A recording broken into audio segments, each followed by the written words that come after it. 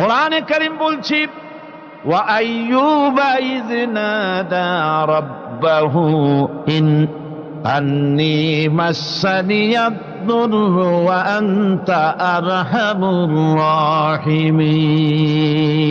স্মরণ করো সেই সময়ের কথা যখন আইয়ুব তার রবকে ডেকে বলেছিল, আমি অসুস্থ আর তুমি তো রহমান রহিম দয়াময়। ভাষাটা দেখেন কি সুন্দর। এর থেকে কি আল্লাহর আর কিছু বলা লাগে?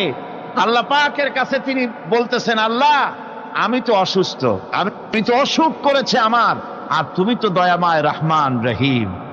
এক অন্ধ, ঈদের দিন কত অন্ধই তো আসে খয়রাত করার জন্য, ভিক্ষা করার জন্য, চতুর্দিকে ভিক্ষা করতেছে অন্ধরা। এক অন্ধ ঈদের গেটের কাছে দাঁড়ায়া বলতেছে, ভাইরা আজ হচ্ছে ঈদের দিন আর আমি কিছু দেখতে পাচ্ছি না। এ বেশি পয়সা পাইল, মানুষের দিন তার প্রতি আকৃষ্ট হয়ে গেছে। আরে কি কথা, আজ ঈদের দিন, সকলে আনন্দ করছে আর আমি কিছুই দেখতে পাচ্ছি না। সে কিন্তু কিছু চায় নাই। ভাষার ভিতরে, কথা বলার ভিতরে এ ধরনের টেকনিক আছে। হযরত আইয়ুব আলাইহিস সালাম বললেন না যে আল্লাহ আমারে মাফ করে দাও, কষ্টের মধ্যে আছি। তিনি শুধু বলেছেন, রব্বুল আলামিন আমি অসুস্থ হয়ে পড়েছি, আমার অসুখ করেছে, আর তোমার নাম রহমান রহিম। এতটুকু কথা বলেছেন। আল্লাহ রাব্বুল আলামিনের দরজায়, তার দরবারে আইয়ুব আলাইহিস সালামের ডাক চলে গেছে। যায় নাই? কোন অসুবিধা আছে নাকি? কোন অসুবিধা নাই। পানির তলা দিয়া যদি কেউ ডাক দেয়, পাহাড়ের ভিতরে বসে যদি কেউ ডাক দেয়, আল্লাহ রাব্বুল আলামিন তা শুনতে পান। ইউনূস আলাইহিস সালাম মাছের পেটে বসে চিৎকার মেরেছিলেন, লা ইলাহা ইল্লা আনতা সুবহানাকা ইন্নী কুনতু মিনাজ জালিমিন। যিনি বলছিলেন, আয় আল্লাহ তাআলা আমি তোমার প্রশংসা করছি, তুমি ছাড়া উপাস্য নাই, মাবুদ নাই। আমি তোমার পবিত্রতা ঘোষণা করছি, আমি তো জালিমদের অন্তর্ভুক্ত হয়ে গেছি। বাস এতটুকুন কথাই বলেছেন।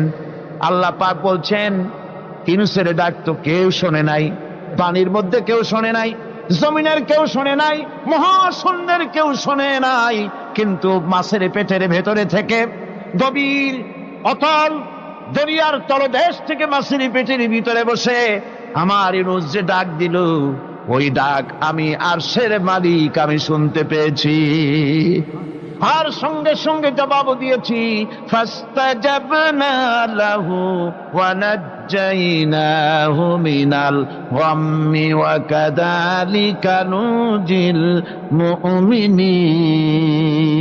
ডাকের সাড়া দিলাম, বিপদ দিয়া বাঁচায় দিলাম। শুধু ইউনূসের না, আল্লাহ পাক এ জায়গায় আবার ওয়াদা করলেন, দুনিয়ার যত মুমিন বান্দা আছে তারা যদি কখনো বিপদে পড়ে যায় আর আমারে যদি ডাকে, আমি এইরকম করে বিপদ থেকে বাঁচায়া দেব। আইয়ুব আলাইহিস সালাম যখন আল্লাহ রাব্বুল আলামিনের কাছে ফরিয়াদ করলেন, আল্লাহ পাক তখন বলছেন, কোরআনে কারীম বলছে, ফাস্তাজাবনা লাহু فكشفنا ما به من ضر وآتيناه أهله ومثلهم معهم رحمة من عندنا وذكرى للعابدين। আমি আইয়ুবের দোয়া কবুল করে নিলাম। শুধু তার পরিবার বর্গই দিলাম না, বরং আরো কিছু নিয়ামত আমি তাকে দান করে দিলাম। এবং তাই জন্য, যেহেতু তারা ছিল আমার অনুগত বান্দা, আমার বাধ্যগত, আমি এই জন্য রহম করেছি, সমস্ত রোগ শোক আমি মাফ করে দিয়েছি। আমাদের সামান্য একটু জ্বর হয়, যদি 2-3 দিন জ্বর হয়েছে, জ্বর ছাড়ে না, বলে যে এত ভালো ভালো কাজ করি তারপর আমার এত জ্বর হওয়া লাগে, অমুকরা এত পাপ করে, তা তো কিছুই হয় না। খালি আল্লাহ আমার এই চোখে দেখলো, আমার বউর অসুখ, আমার অজুমুড়ি ছাড়ি না। ভাইরা, আপনি ঠিক পান না যে কি গুনাহ আপনি করেন। কোরআনে কারীম বলছি, وما أصابكم من مصيبة فبما كسبت أيديكم ويعفو عن كثير। যত বিপদ তোমাদের উপর আছে সব দুই হাতের কামাই করা। আর আমি তো অনেকগুলো ক্ষমা করে দেই। তোমরা যত পাপ করো, আকাম করো, সবগুলির শাস্তি যদি দুনিয়ায় দিতাম শ্বাস করার সময় পেতে না। অসুখ হলেই অধৈর্য হয়ে যেও না, ধৈর্য ধরো।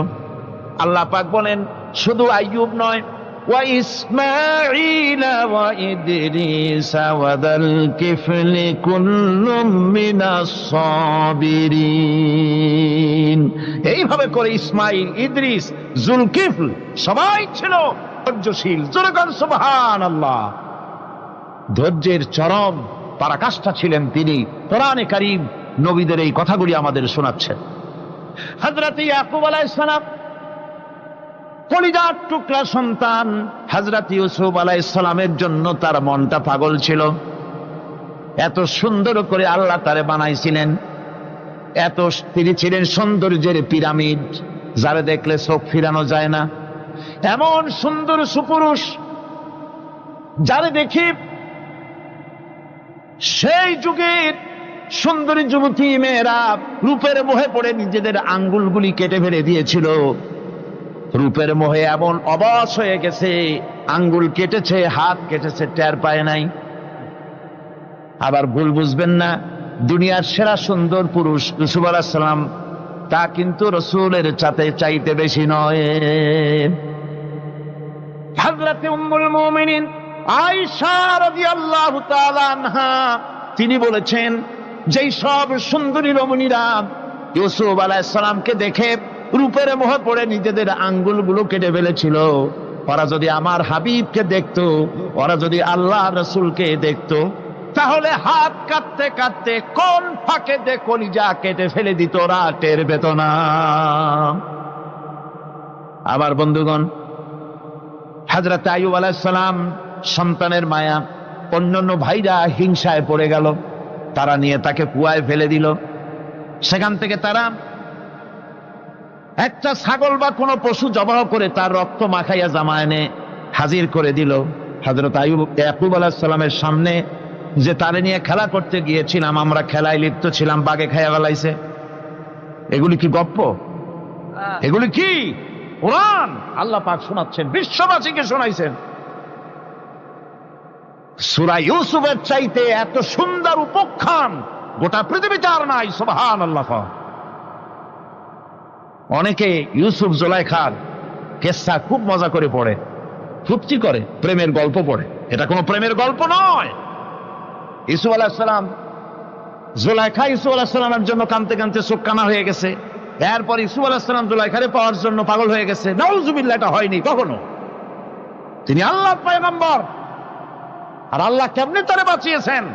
যখন জুলাইখা ঘরের ভিতরে সুন্দর করে যৌন উন্মাদনামূলক চিত্র অঙ্কিত করে ঘরের মধ্যে আটকায় দিয়েছে, তালা লাগায় দিয়েছে, আর নিজে যৌন উদ্দীপক কাপড় চোপড় পরেছে না পরার মতোই।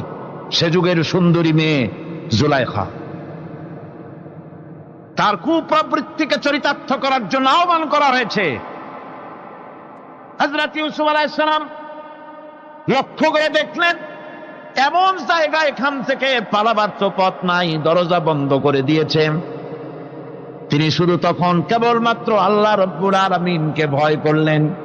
আল্লাহকে ভয় করে আল্লাহর নাম নিয়ে যখন তালাবদ্ধ দরজার দিকে দৌড় দিয়েছেন, আল্লাহ রব্বুল আলামিন আপন কুদরতে তালাগুলি খুলে দরজা তার জন্য উন্মুক্ত করে দিলেন। ইউসুফ আলাইহিস সালামকে ফালাই দিয়ে এভাবে করে কাপড় এনে দিল তার সামনে, রক্তমাখা কাপড় পেয়ে হযরত ইয়াকুব আলাইহিস সালাম সন্তানদের মুখে কাহিনী শুনে তিনি কি বললেন? কোরআনে কারীম তা কোট করেছে। তিনি চিক দিলেন না, ফাল দিলেন না, ফিট হয়ে পড়লেন না। তিনি বললেন, কলিজার টুকরা সন্তান তার মরার খবর শুনেছেন। তিনি বললেন কি? فصبر جميل والله المستعان على ما تصفون। আমি উত্তম সবর অবলম্বন করব। তোমরা যে কাহিনী রচনা করেছো এর বেলায় আমি আল্লাহর কাছে সাহায্য চাই। আমি উত্তম সবর অবলম্বন করব। আমার ভাইয়েরা, 11 ভাই মনে করেছিল ইউসুফ আলাইহিস সালামকে মরণ কুয়ায় ফালায় দিছি। তারা তো ঠিক পায় নাই এটা মরণ কুয়া না, এটা হচ্ছে একটা সুড়ঙ্গ, যাকে ইংরেজিতে বলে টানেল।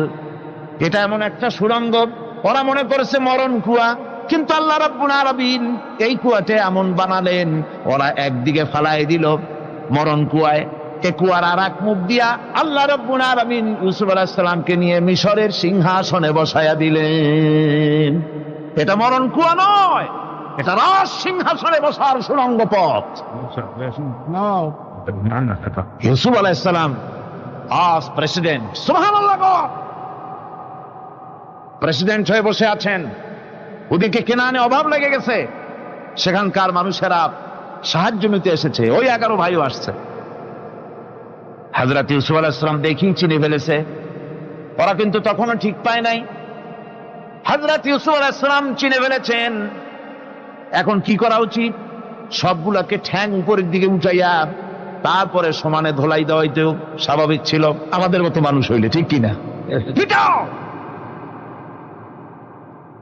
ঠিক তো বলবেনি, অভ্যাস তো এটাই। হযরত ইউসুফ আলাইহিস সালাম তাদের সামনে পরিচয় দিলেন। তারা যখন বুঝতে পারল, লজ্জায় তাদের মাথা হেট হয়ে গেল। হযরত তার এক তো লজ্জা, আর 2 নম্বরের ভয়, জান নিয়া কেনানে কেউ ফিরে যাইতে পারবো না। এখন অবস্থা হয়েছে যে জীবনই যায় নাকি এখানে। হযরত ইউসুফ আলাইহিস সালাম ভাইদের এই করুণ দুরবস্থা বুঝতে পারলেন, বুঝে চরম ধৈর্য ধরে তিনি কি বললেন? তিনি বললেন, লা তাসরিবা আলাইকুমুল ইয়াউম। ও ভাইরা, তোমাদের বিরুদ্ধে আমার কোনো পাপ নাই, দুঃখ নাই, বিদ্বেষ নাই, হিংসা নাই, আল্লাহর রাস্তায় মাফ করে দিলাম। আল্লাহু আকবার, সুবহানাল্লাহ। এর নাম পয়গম্বর। এর নাম কি? পয়গম্বর। কিসের লেনিন, কিসের মার্কস? জওয়ানেরা, ভুল পথে মানুষ চলেছিল, আলহামদুলিল্লাহ আল্লাহ এগুলারে ডাস্টবিনে ফালাই দিছে। কারণ আলহামদুলিল্লাহ, আলহামদুলিল্লাহ। পয়গম্বর কারে বলে? কারে বলে পয়গম্বর? কি চরিত্র! রাসূল করিম সাল্লাল্লাহু আলাইহি ওয়াসাল্লাম, তাকে একজন সাহাবী বলছিলেন, হুজুর বলছেন এই কামটা করলা না কেন? সাহাবী বললেন, হুজুর আপনি যদি চোখের ইশারায় বলতেন মুখ দিয়ে না কইয়া, তাও তো আমি কামটা করে ফেলতাম, আমি তো বুঝি নাই।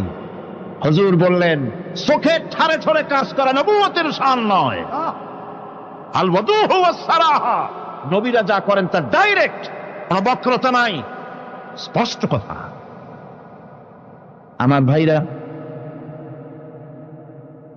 হযরত ইউসুফ আলাইহিস সালাম বিনিয়ামিনকে কাছে নিয়ে পরিচয় দিলেন তার ভাইদের সামনে। কোরআনে কারীম বলছে, ক্বালা আনা ইউসুফ ওয়া হাদা আখি قد من الله علينا إنه من يتقي ويصبر فإن الله لا يضيع أجر المحسنين। আমি ইউসুফ, আর এই হচ্ছে আমার ভাই। আল্লাহ আমাদের উপর ইহসান করেছেন। প্রকৃতপক্ষে যারা আল্লাহকে ভয় করে এবং সবর এখতিয়ার করে, আল্লাহ এভাবে তাদেরকে, তাদের আমলকে নিষ্ফল হতে দেন না। আমার এই জামাটা নিয়ে যাও। হযরত ইয়াকুব আলাইহিস সালাম, কলিজার টুকরা সন্তান ইউসুফ আলাইহিস সালামের বিরহ যন্ত্রণায় ছেলেকে কতদিন দেখে না, কাঁদতে কাঁদতে চোখ দুটো অন্ধ হয়ে গেছে। মিশর থেকে কেনানের দিকে জামা রওনা হয়েছে। কোথায় মিশর, কোথায় কেনান? জামা যখন রওনা হয়ে গেছে, হযরত ইয়াকুব বলতেছেন, আমি যেন আমার ইউসুফের গন্ধ নাকে পেতেছি। জামা চলে এলো, চোখের উপরে রাখলেন, আল্লাহ রাব্বুল আলামিন তাকে চক্ষুষ্মান বানায়া দিলেন। ভাইরা আমার, পয়গম্বরেরা সবর করে গোটা দুনিয়ার মানুষের সামনে দৃষ্টান্ত সেট করেছেন সবর কারে কয়। আমার ভাইরা, হযরত ইব্রাহিম আলাইহিস সালামের কথা আল্লাহ পাক কোরআনে কারিমে বলছেন সবর কারে কয়। দেখো, শেখো সবর কারে কয়। আল্লাহ পাক বললেন, ইব্রাহিম, তোমার বিবি আর তোমার নবজাতক এই সন্তানকে রেখে আসো মক্কা নগরীতে। তিনি চলে গেলেন, সেখানে ঘর নাই, বাড়ি নাই, কিচ্ছু নাই, চতুর্দিকে ধুধু বালু আর মরুভূমি। হযরতে হাজরা বলছেন, ইব্রাহিম, সামান্য পানি আর খাবার দিয়া আমার সন্তান শুদ্ধ এখানে রেখে যেতেছো, আমি কি অপরাধ করেছি? কোনো জবাব নাই। দুইবার তিনবার বলার পরে হাজরা বলছেন, ইব্রাহিম গো, তবে কি আমার আল্লাহর হুকুম মতো আমারে রেখে যাচ্ছ নাকি? হযরত ইব্রাহিম আকাশের দিকে আঙ্গুল উঁচু করলেন। কথা বলবেন, বাক শক্তি বেরোচ্ছে না। 80 বছর বয়সের সময় একটা বাচ্চা আল্লাহ তারে দিছেন। আর এমন বাচ্চা, পয়গম্বরের ছেলে, কি সুন্দর চেহারা, মরুভূমির উপরে ফালাই দিয়ে রওনা হয়ে যাচ্ছেন। মুখ দিয়া কথা সরছে না, আকাশের দিকে দেখালেন। হযরত হাজরা বুঝতে পারলেন। হযরত হাজরা বলেন, ইব্রাহিম, কোনো চিন্তা নাই, নিশ্চিন্ত মনে বাড়ি ফিরে যাও।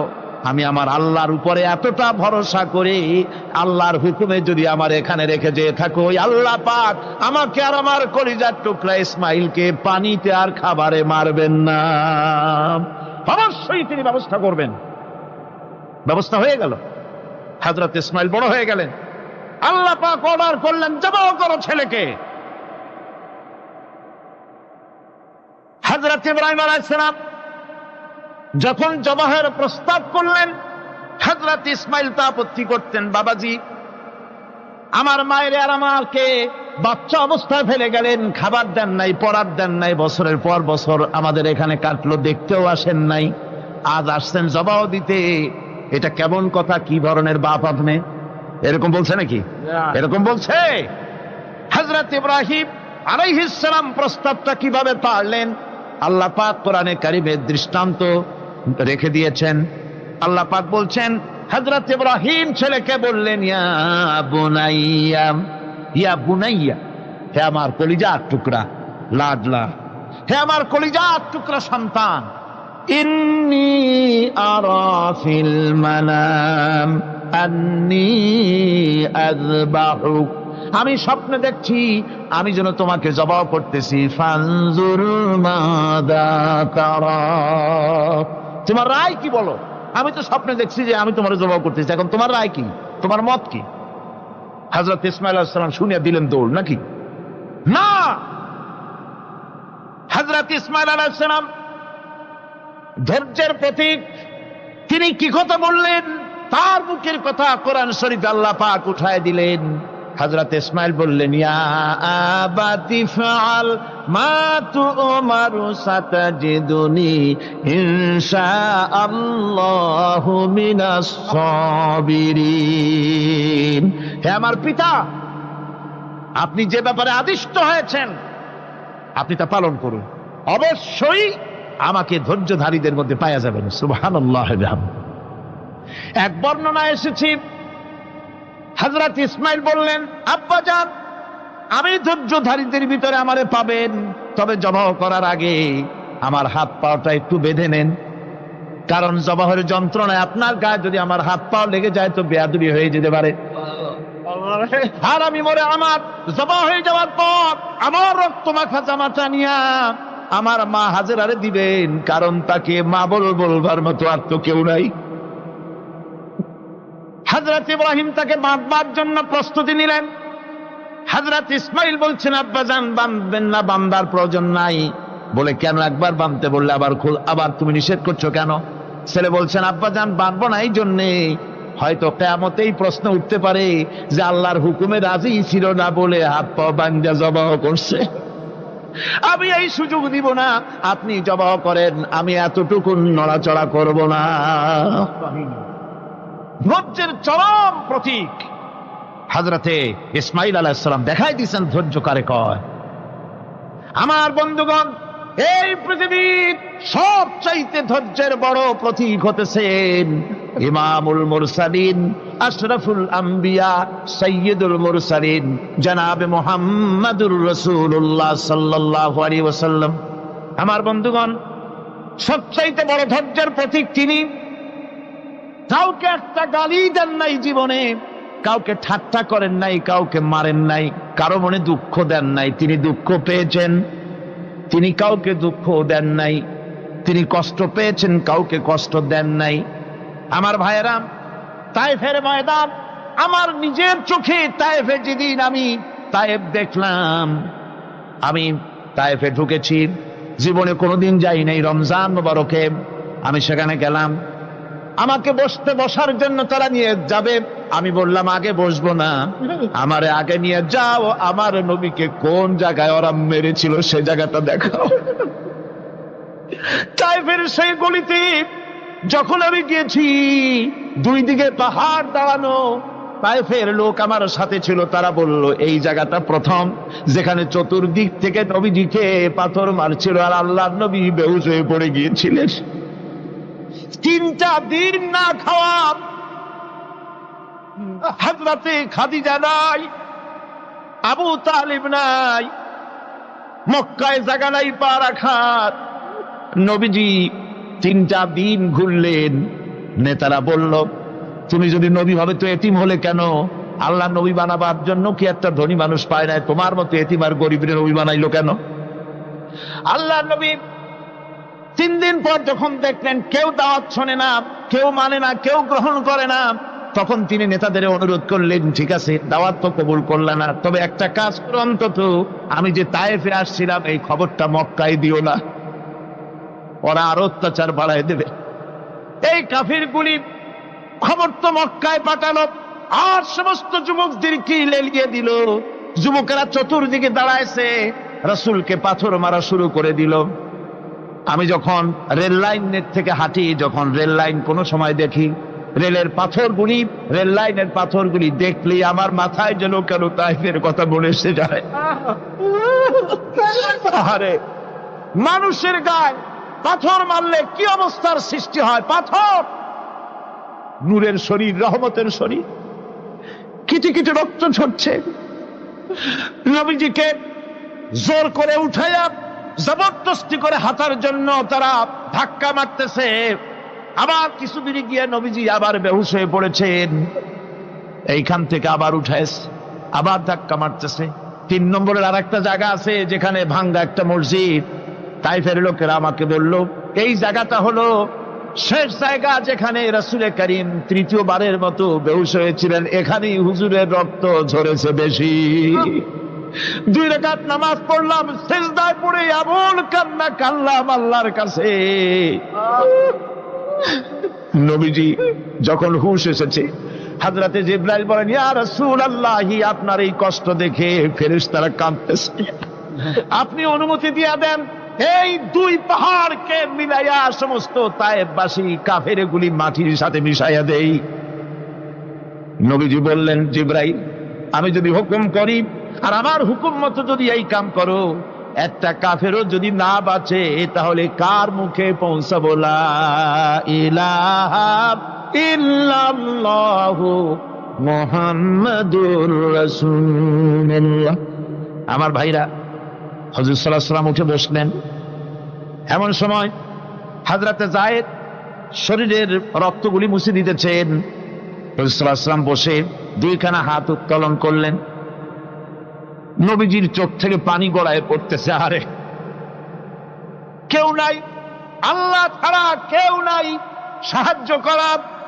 নবীজি হাত তুলে মোনাজাত করতেছেন, চোখ দিয়া পানি পড়ে দাড়ি ভিজে পড়তেছে, গায়ে দিয়া রক্ত ঝরতেছে। নবীজি কি দোয়াটা করলেন? বদদোয়া করলেন না, গজব দিতে বললেন না। নবীজি দোয়া করলেন রব্বুল আলামিন, এই তায়েফের লোকেরা আজকে আমার সাথে যে ব্যবহারটা করেছে, ওরা বোঝে নাই যে আমি তোমার নবী, ওরা বোঝে নাই যে আমি তোমার রাসূল, না বুঝে আমার উপরে যে অত্যাচারটা করলো, আল্লাহ তুমি এই জন্য রাগ করে এই তায়েফে তুমি গজব দিও না। আল্লাহ পাক পরবর্তী সময় হুজুরকে স্মরণ করাই দিলেন, ওয়া মা আরসালনাকা ইল্লা রাহমাতাল লিল আলামিন। ও নবী, আপনি হচ্ছেন আমার সমস্ত সৃষ্টি জগতের জন্য আপনি আমার রহমত, আমার গোটা বিশ্বের জন্য আপনার, আমার সৃষ্টি জগতের জন্য আপনি আমার করুণা। একটা লোক রাসূলের এই কষ্ট দেখে বাগান থেকে এক গ্লাস আঙ্গুরের শরবত এনে হাজির করেছে। এত কষ্টের পর 3 দিনের না খাওয়া আঙ্গুরের একটা শরবত পাইয়া হুজুর খুব খুশি হলেন। শরবত গ্লাস পান করে হুজুর বলছেন, তোমার নাম না আত্তাস? তিনি বলছেন, হ্যাঁ হুজুর, আমার নাম আত্তাস। তোমার বাড়ি না ইউনূস আলাইহিস সালামের গ্রামে? বলে, হ্যাঁ, আমার বাড়ি সেই গ্রামে। তা আপনি কি করে জানলেন আমার নাম আত্তাস আর আমার বাড়ি ইউনূস আলাইহিস সালামের গ্রামে? আপনি জানলেন কি করে? হুজুর বললেন, আমি নবী, হযরত ইউনূস নবী, একজন নবীর খবর আর একজন নবীর কাছে থাকে। রাসূল করিম সাল্লাল্লাহু আলাইহি ওয়াসাল্লাম সবর ইখতিয়ার করেছিলেন, ধৈর্য অবলম্বন করেছিলেন, আর আল্লাহ পাক তাকে নির্দেশ করেছেন, সবর করো। ওয়াত্তাবি' মা ইউহা ইলাইকা ওয়াসবির হাত্তা ইয়াহকুমাল্লাহ। তুমি কেবল সেই জিনিসের অনুসরণ করো যা আমি তোমার প্রতি অবতীর্ণ করেছি। আমি আপনার উপরে যেটা অবতীর্ণ করেছি ওটার অনুসরণ করুন, আর সবর ইখতিয়ার করুন যতক্ষণ না আল্লাহর পক্ষ থেকে চূড়ান্ত ফয়সালা না আসে। ধৈর্য ধরুন, ধৈর্য ধরুন। আমার ভাইরা, কাফেরদের নির্যাতনের মোকাবেলায় আল্লাহ পাক তার হাবিবকে সান্ত্বনা দিয়েছেন। যখন কাফেররা নির্যাতন করতেছে, হারে হযরতে বেলাল নির্যাতিত, হযরতে সুমাইয়া নির্যাতিতা, হযরতে খাব্বাব, হযরতে খুবাইব, হযরতে আম্মার রিদওয়ানুল্লাহি তাআলা আলাইহিম আজমাইন, এত মার হতেছে। হযরতে ওমর হযরতে খাব্বাব রাদিয়াল্লাহু তাআলা আনহুকে খোলা গায়ে দেখে বলছিলেন, খাব্বাব রে, তোমার পিঠে এত গর্ত কেন? এত গর্তওয়ালা পিঠ তো আমি মানুষের দেখি নাই, এত চিকুন কোমরওয়ালা মানুষও তো দেখি নাই। তিনি বলেছেন, ওমর, তুমি কি ভুলে গেছো? ইসলাম কবুল করার অপরাধী কাফির বেঈমানেরা আগুন জ্বালায়া আংটা আগুনের উপরে আমাকে চিৎ করে শোয়াছে। আমি যেন নড়াচড়া করতে না পারি সেজন্য আমার বুকের উপরে পাথর চাপা দিয়ে রেখেছিল। গায়ের চর্বি আর রক্ত গলে গলে পড়ে আগুন নিবেছে, আর আগুন গোশত পুড়ে যে পিঠের মধ্যে প্রবেশ করেছিল আজও পর্যন্ত পিঠের সেই গর্ত সেরে যায় নাই। এভাবে অত্যাচার হচ্ছিল সাহাবীদের উপর। আল্লাহ রাব্বুল আলামিন তার হাবিবকে সান্ত্বনা দিলেন, ওয়াসবির ওয়া মা সাবরুকা ইল্লা বিল্লাহি ওয়া লা তাহজান আলাইহিম ওয়া লা তাকু ফি যায়কিম মিম্মা ইয়ামকুরুন। হে রাসূল, সবরের সাথে কাজ করতে থাকুন। আপনার এই সবরের তৌফিক তো আল্লাহই দিয়েছেন, আর ওদের সমস্ত ষড়যন্ত্র, ওদের অপকৌশলে আপনি দুঃখিত হবেন না, চিন্তা করবেন না, ভারাক্রান্ত হবেন না। আপনি নিশ্চিত থাকুন। ওয়াসবির লিহুকমি রাব্বিকা ফাইন্নাকা বিআয়ুনিনা। হে নবী, আপনার রবের চূড়ান্ত ফয়সালা আসা পর্যন্ত ধৈর্য ধারণ করুন। আপনি তো আমার চোখের সামনে। সুবহানাল্লাহ, সুবহানাল্লাহ। গড, আপনি আমার চোখের সামনে। কে আপনাকে কি করবে আমি দেখবো না? সুবহানাল্লাহ। মন্ত্রী যদি, এই সলিমুদ্দিন মার্কা মন্ত্রী যত আছে, এই মন্ত্রীরা যদি ব্যথাতে ভয় কিসে? আমি তোকে দেখছি না? সাহসটা কেমন বাড়ে, কেমন বাড়ে সাহস। আরে কোনো মন্ত্রী ছাতা মাতা না, কোন প্রেসিডেন্ট রাজা বাদশা না, আকাশ আর জমিনের মালিক আমার আল্লাহ রাব্বুল আলামিন বলছেন, হাবিব, কোন চিন্তা নাই, আপনি আমার চোখের সামনে। ওরা চায় আপনাকে দুনিয়া থেকে মিটাই দিতে, আর আমি চাই ওয়ারাফানা লাকা যিকরাক, আপনার প্রশংসা তো হবে গোটা বিশ্ব জুড়ে, সর্বত্র ছড়িয়ে যাবে আপনার নাম। সুবহানাল্লাহি ওয়া বিহামদিহি।